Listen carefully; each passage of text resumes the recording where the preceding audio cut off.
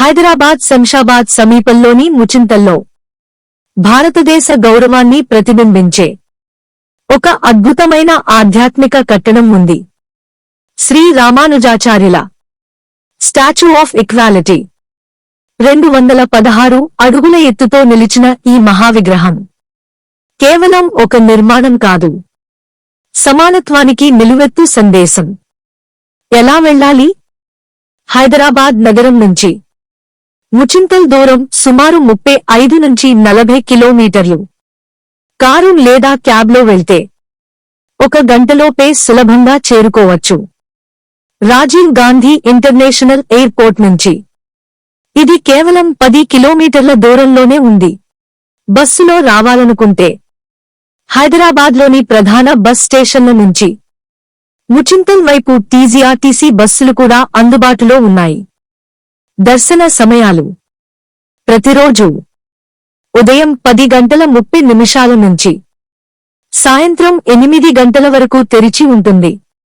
వీకెండ్స్లో సాయంత్రం కాస్త ఆలస్యంగా కూడా దర్శనం ఉంటుంది. సాయంత్రం 5 తర్వాత వస్తే లైటింగ్, ఫౌంటైన్ వ్యూ చాలా అందంగా ఉంటుంది.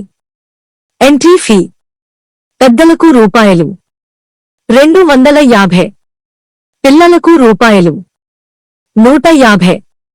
3 సంవత్సరాల లోపు పిల్లలకు ఎంట్రీ పూర్తిగా ఉచితం.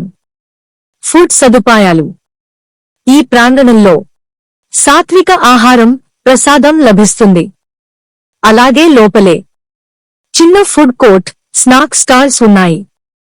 బయట భోజనం చేయాలనుకుంటే శంషాబాద్ ప్రాంతంలో మంచి హోటల్స్ కూడా ఉన్నాయి.